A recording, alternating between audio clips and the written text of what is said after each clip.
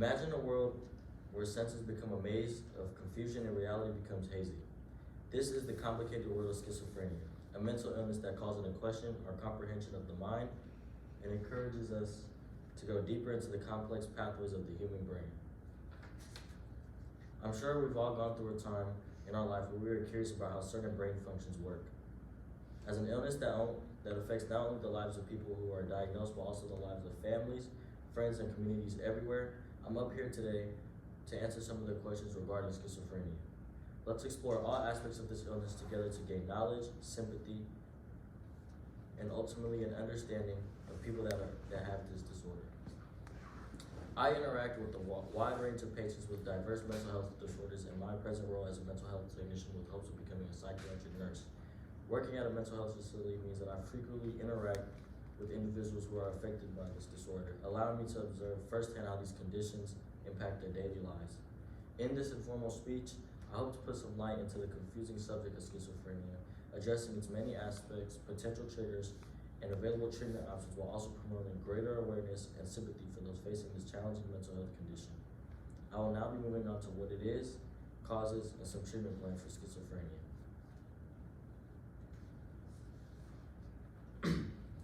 People with schizophrenia experience aberrant perceptions of reality. Schizophrenia is a severe and chronic mental illness characterized by difficulties with ideas, perceptions, emotions, and behaviors. Delusions, hallucinations, and disordered conduct and speech are all possible symptoms of schizophrenia. According to an article named Social Cognition and Schizophrenia, written by Michael F. Green, it states that schizophrenia is one of the most disabling conditions among all diseases in both developing and developed countries and is associated with a reduction in social connections, reduced rates of employment, and impaired ability to live independently. There are up to 3 million cases of schizophrenia across the United States per year, and it's more commonly found in males ranging from ages 18 to 35. If your parents are diagnosed with schizophrenia, studies show that the chances of you developing schizophrenia increase by 10%, but in the general population, the chances of having it is 1%. According to an encyclopedia named the Saige Encyclopedia of Lifespan Human Development, edited by Mark Bornstein, it states that characteristic symptoms of schizophrenia fall into 3 broad categories: positive symptoms, negative symptoms, and disorganized symptoms. Positive symptoms are considered hallucinations, delusions, and incoherent speeches. Negative symptoms are considered absence of missing behaviors such as lack of motivation, lack of social cues, and reduction in speech.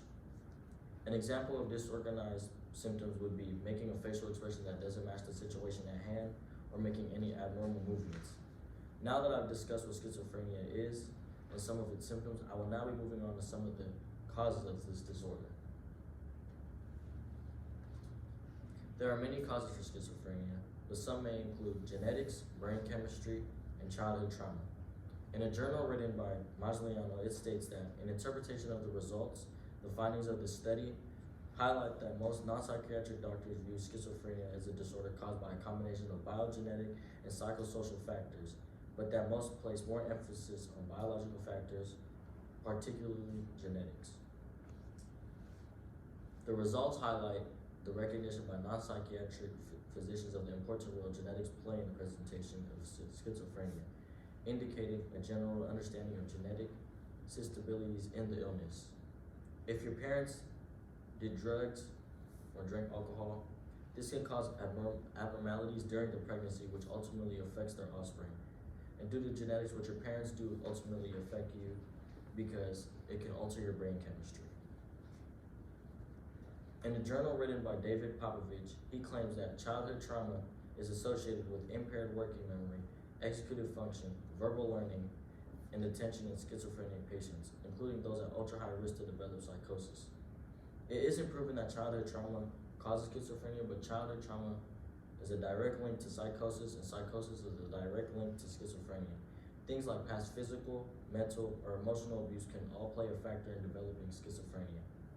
Although there are many different causes for schizophrenia, I went over the 3 most known causes, and I will now be moving on to treatments for this disorder. There are many procedures, medications, and treatments a person can go through to manage their disorder. According to Healthline.com, There is currently no cure for schizophrenia, though there are medications and other treatments that have proven effective in managing certain symptoms, allowing individuals with schizophrenia to achieve quality of life. Although there isn't a cure, scientists believe they are coming closer and closer to one. And from personal experience, I see that the results of not taking meds ultimately make your symptoms worse. Staying in communication with your doctor and staying on top of your medication will help reduce some of the symptoms. Meds like Seroquel and Risperidone help manage this, and it's proven that listening to music lightens symptoms because it blocks out false illusions that a person may have. According to MayoClinic.org, it states that once psychosis recedes, in addition to continuing on medication, psychological and social interventions are important.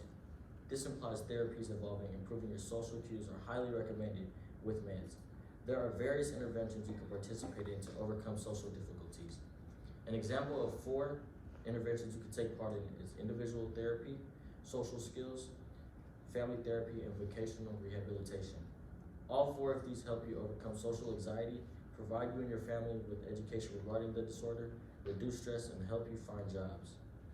My presentation is now coming to a conclusion. I've discussed today what schizophrenia is, some of the causes of it, and the treatment plans a person may go through that has this disorder. In this informal speech, I hope to put some light onto the confusing subject of schizophrenia, addressing its many aspects, potential triggers, and available treatment options, while also promoting greater awareness and sympathy for those who are affected by this mental health condition. I hope my speech today has provided you with knowledge regarding this mental health disorder that you never knew before. Thank you.